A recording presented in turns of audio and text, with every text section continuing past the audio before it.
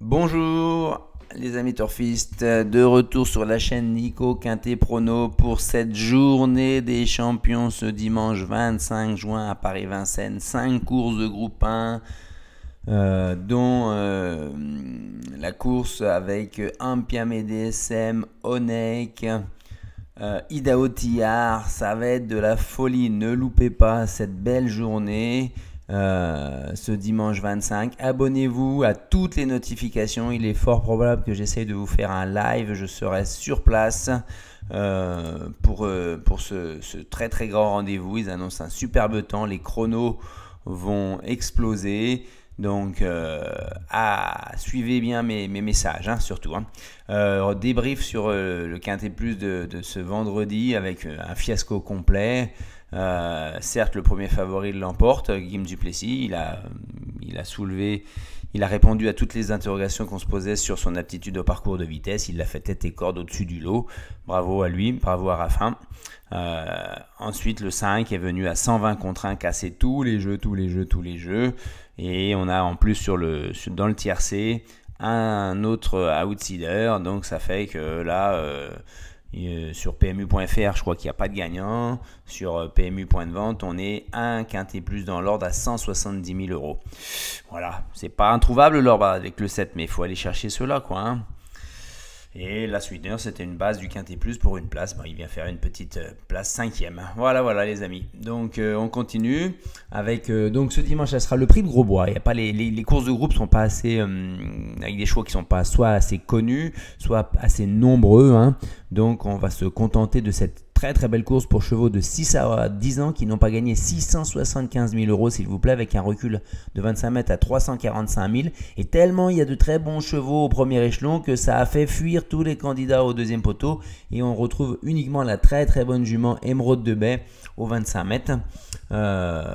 Et sinon, nous avons en plus des nombreux 6 ans, on va avoir les dents longues, Alix, Woody Partner, Astronaute, Orchestro, Billo Jameson. Et après des 7 ans, Graal du Trésor, Gamin Jabba, Giboulet de Mars, Gigolo Lover. Pour Émeraude de Baie, il y a du monde devant à battre pour pouvoir rien qu'une place, quoi. Hein. Donc on va voir comment je vous prépare ça.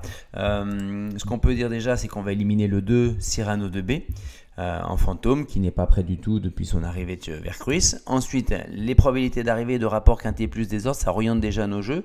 On s'aperçoit qu'il y a 78% de probabilité pour que ça finisse à moins de 100 euros. Hein. Attention à vous, hein, ne vous enflammez pas dans vos enjeux, on va dire. Hein.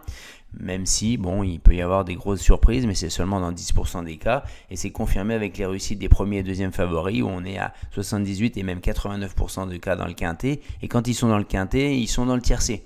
Voilà, donc ça veut dire qu'ils sont tous les deux premiers et deuxièmes favoris, une fois sur deux dans le tiercé, 2 fois sur 3 dans le quintet. Et ça se voit, au moins un cheval plus de 7e favori, c'est dans 10%, 11% des cas seulement. Hein. Donc, tiercé dans les 7 favoris, on va dire, a priori. Hein. Et ensuite, il faut aller chercher dans le quartet quintet des outsiders, plutôt 4-5e, donc parmi Graal du Trésor, Alix, Giboulet de Mars, Fédran Cheval. En dessous là, ça va être compliqué dans les abandonnés. Voilà les amis, pour moi, je vais partir avec l'un des deux Bazirs en tête. Hein. Et ça sera Gigolo Lover, le 13. Je vous explique tout ça maintenant. C'est un objectif visé, c'est un engagement au top, au plafond des gains. Hein. Il est, comment dire, il est plus fort pour moi que Gamin Jabba, Gigolo. Il est à 10 sur 21 seulement au niveau de la grande piste de Vincennes sur les 2700 et plus. Et à 10 sur 15 si par contre il est D4. Et il est toujours dans les 3 premiers, sinon il est distancé 5 fois sur 15. Et sur ces 10 courses où il est dans les 3 premiers, c'est 5 victoires. Donc c'est quand même un gagneur. Il a un record d'une 12-5 sur le parcours qui va lui permettre de lutter. Il ne faut pas que Nicolas Bazir s'enflamme un peu comme JMB la dernière fois en gain en voulant le faire partir à tout prix très vite parce qu'il peut être susceptible. C'est souvent dans les raquettes de départ qu'il a fait la faute. Hein. Donc il faut qu'il soit tranquille et après il a le moteur pour venir, hein, Gigolo Lover. Hein. Voilà. Même si j'ai l'impression que c'est une course qui pourrait barder parce qu'ils sont nombreux à pouvoir donner de de la vie et de la vitesse à cette course-là. Et dans ce cas-là, ça pourrait favoriser le retour de Emeraude de Bay, mais malgré tout, il faudra qu'il y ait des défaillances pour qu'elle fasse l'arrivée. On y reviendra tout à l'heure. Ensuite, en deuxième position, je mets Below Jameson. Alors, Below Jameson, il était légèrement décevant dans sa dernière course en plafonnant à la fin. Certes, il était venu un peu tôt dans la montée, mais David Thomas nous dit sans trop de gaz. Par contre, il est irréprochable à Vincennes, hein, c'est 11 sur 12. Sur les parcours des 2700 et plus sur la grande piste, c'est 7 sur 7 avec un record de 11,8. Donc, s'il arrive à le préserver au maximum, lui ne va pas chercher à prendre la tête. S'il arrive à le préserver au maximum assez près, en espérant qu'il ne recule pas avec le jeu des relais, il peut gagner. Il peut lutter pour la victoire. Hein.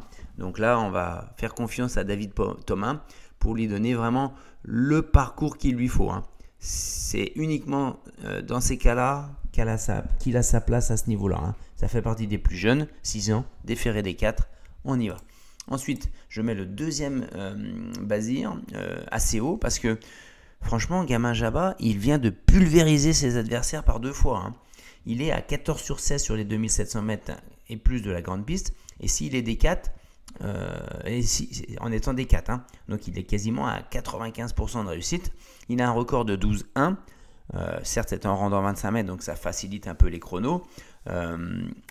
Pour moi, il est dans une forme étincelante. Après nous avoir laissé un peu dans le doute, avoir soufflé le chaud et le froid durant tout l'hiver. Là, il va falloir s'en méfier. Hein. Et c'est JMB qui le prend. Ensuite, le 7 Astronaute. J'ai hésité, hein. C'est un peu l'X pour moi parce qu'il revient à Vincennes. Il a été absent de septembre 2022 à mars 2023. Il a fait 3 courses de rentrée sans rien nous montrer, hein, et dont une à Vincennes. Puis après, il a fait 2 victoires dans des moins bons lots, certes corrects en province, avec la manière, c'est-à-dire tête et corde, mais corde à droite. Il ne faut pas oublier que c'était le vainqueur du Critérium des 4 ans en septembre 2021 devant, écoutez bien, hein, Honeck et Hookerberry, vainqueur de l'Elite Lop, vainqueur du Prix d'Amérique. Et en 11,7 en réduction kilométrique. Ça veut dire qu'il a le moteur pour pouvoir gagner cette course-là. Puis il a été derrière 4e du Sulky World Cup des 5 ans en janvier 2022. Il a été malade, opéré.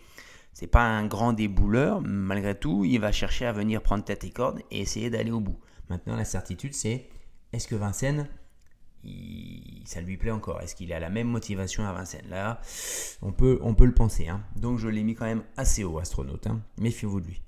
Ensuite, on va mettre le 5 Woody Partner. Woody Partner, le cheval de chez Malmquist, avec la drift de Gabi Gélormini. Il ne sera que plaqué des antérieurs et déféré des postérieurs. Il n'a pas été vu des 4 depuis septembre 2022, donc il a fourni des bonnes valeurs ainsi. Il est à 6 sur 9 à Vincennes. Non, attendez, on va commencer par ça. Il est à 10 sur 14 quand il est déféré des postérieurs, dont 6 sur 9 à Vincennes, dont 3 sur 6 sur les parcours des 2700 mètres grande piste avec un record de 12,1. Toutes ces infos nous disent que ce n'est pas exclusivement un cheval de GNT de piste plate. Il peut réussir, il a déjà bien réussi à Vincennes. On connaît la classe et la forme de Gabi Gélormini. Il va lutter pour les places.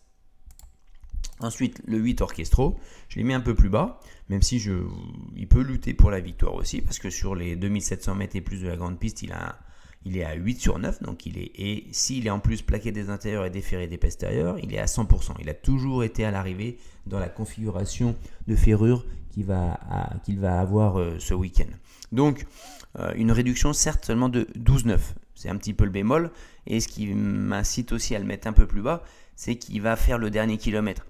Et c'est quand même très dur dans ce niveau de compétition de faire le dernier kilomètre et d'aller au bout sans se faire toiser par des gens qui sont capables de suivre et de finir, comme Woody Partner, Below Jameson. Voilà. Et je pense qu'il y a meilleur que lui malgré tout, même si c'est un 6 ans. C'est un très très bon cheval aussi. Hein. Donc pour lui, David Beckert s'en sert à merveille. Il sort jamais, il est très régulier. Il doit être dans le quintet, il ne doit pas sortir du quintet. Hein. Ensuite, le 1 Graal du Trésor. Il a connu une période d'arrêt de 1 an et demi, de novembre 2020 jusqu'à avril 2022 quasiment. Et depuis, c'est 14 fois sur 16 courses dans les 5 premiers. Les 2 échecs, c'est 7e pour une rentrée de 3 mois et une fois distancé. Quand il est déféré des 4, ce qui sera le cas ce week-end, c'est 11 sur 13. Grande piste sur cette période-là, c'est tout simplement 6 sur 6 en faisant que premier que deuxième, avec une réduction kilométrique record de 12,9 seulement. Mais je pense qu'il est perfectible et qu'il est capable de l'améliorer, qu'il est toujours en retard de gain. C'est pour ça qu'il ne faut pas tenir compte du fait qu'il soit peut-être le moins riche avec le numéro 1. Il se heurte quand même à forte partie, il faut l'avouer. Il va même courir en plus à la pointe du combat. Espérons, on va en savoir plus sur son aptitude à monter de catégorie dans les mois à venir, Mais je l'ai gardé, c'est difficile de l'écarter. Ensuite, le 10 Giboulé de Mars, c'est plus elle qui est très spéculative. Il l'annonce à 40 contre 1 parce que déjà il ne va pas y avoir de pilote. François Senet n'a pas trouvé de pilote, donc il va s'y mettre. Mais par contre, il a des fers, il la met en mode course. Cette Giboulé de Mars, elle a montré quelques limites en fin de meeting, sans être complètement larguée. Elle a pris ses gains, surtout dans les lots de femelles. Mais elle a tout de même fait jeu égal en novembre, novembre 2022 sur la grande piste de Vincennes avec Gigolo Lover en 13-8. Donc Gigolo Lover, je le mettrai très haut. Donc il y a pas, malgré l'opposition, je lui laisse une place parce qu'elle est quand même une jument qui est assez régulière. Elle est à 9 sur 15 sur les parcours de 2700 mètres et plus grande piste. Et quand elle est D4, elle est à 72% de réussite dans les 5 premiers. Elle a une réduction kilométrique record de 12,8. C'est une 5e possible, à condition qu'il y ait des défaillances devant dans les 7 là. Mais on a quand même des chevaux assez sûrs. Genre Gigolo Lover, il peut peut-être faire la faute. Milo Jepson, on a un tout petit doute sur sa dernière course. Astronaute, comment va-t-il quel visage va-t-il nous montrer à Vincennes? Audi Partner devrait faire l'arrivée. Orchestro devrait faire l'arrivée. Gal du Trésor va-t-il être capable de monter de catégorie? Ce qui fait que j'ai pas pu trouver une place pour Émeraude de Baie. Vous allez m'en vouloir, vous allez me dire, et le 14 Nico, c'est vrai qu'elle a combattu avec les meilleurs, notamment à Cagnes-sur-Mer et à Vincennes sur des parcours de vitesse. Sur les parcours de tenue, elle est quand même avec 13 sur 24 sur 2700 mètres grande piste, et si elle est D4, c'est à 10 sur 17, un record de 1,11,7. Qui peut configurer sur un 12,5 devant. Donc 12,5 devant, tout le monde va peut-être pas pouvoir le faire, mais quand même pas mal. Elle a fait 11,7 sur ce parcours-là, sur ces 2 derniers parcours. Donc elle a les moyens de prendre une place, mais il y a eu 7-8 bons chevaux devant à battre et il faudra des défaillances. Elle devrait vite combler son handicap. Il va falloir qu'elle se fasse ramener. Si ça va trop vite devant, là elle va pouvoir, en ayant gardé en s'étant préservée, elle va pouvoir entoiser un paquet. Mais ces 2 courses là, ces 2 courses sur l'herbe, elle était peu à l'aise. Elle n'était pas au-dessus de ses adversaires. Elle n'arrivait pas à suivre par exemple Godéo. Elle n'était pas à l'aise dans ses allures. Donc j'ai 2-3 doutes là-dessus aussi. Ne vous enflammez pas avec Émeraude de Baie. Attention. Alors on y va avec maintenant le béton Gigolo Lover. C'est spéculatif, c'est risqué, mais c'est 5 victoires sur les 10 fois qu'il a fait l'arrivée, sinon c'est 5 distancements. Ensuite, le copain, on va faire confiance à Milo Jepson et David Thomas. Je pense qu'il va lui donner la drive qui va lui permettre de remontrer son vrai visage, même s'il a fini 5e, mais il m'a légèrement déçu. Graal du Trésor, c'est le coquin, belle cote, il va y avoir 25 contre 1 parce qu'il y a du monde autour, mais Mathieu Mottier est assez confiant avec son cheval. Ensuite, Fepson, ça peut être la déception. Je vous en ai déjà parlé la dernière fois alors qu'il était joué à 8 contre 1. Je vous ai dit attention, je ne l'avais pas pris. Là, je ne le reprends pas à nouveau. Et puis, rendez-vous demain pour un live depuis l'hippodrome de Vincennes. Abonnez-vous et à toutes les notifications. Bye bye, bon week-end.